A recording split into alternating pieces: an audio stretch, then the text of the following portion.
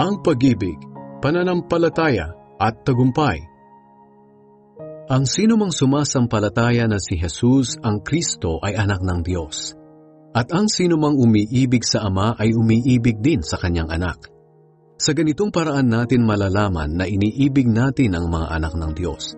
Kung minamahal natin ang Diyos at sinusunod natin ang kanyang mga utos.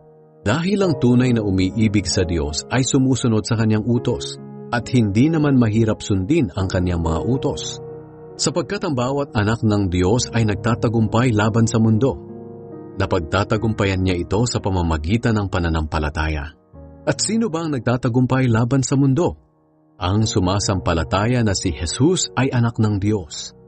Si Jesus na naparito sa mundo ay napatunayang anak ng Diyos sa pamamagitan ng tubig nang magpabautismo siya at sa pamamagitan ng dugo nang mamatay siya.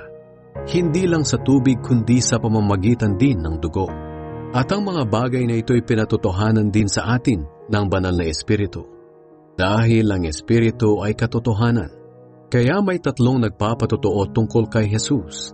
Ang banal na Espiritu, ang tubig nang magpabautismo siya, at ang dugo nang mamatay siya. At ang tatlong ito ay nagkakaisa. Tinatanggap natin ang patotoo ng mga tao.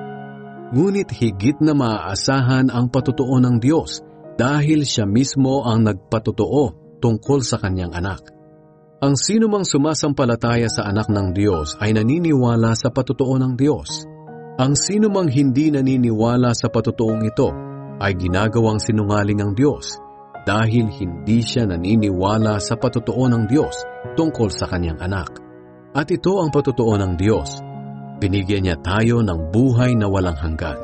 At ang buhay na ito'y nasa kanyang anak. Ang sinumang nasa kanya ang anak ng Diyos ay may buhay na walang hanggan. Ngunit ang sinumang wala sa kanya ang anak ng Diyos ay walang buhay na walang hanggan.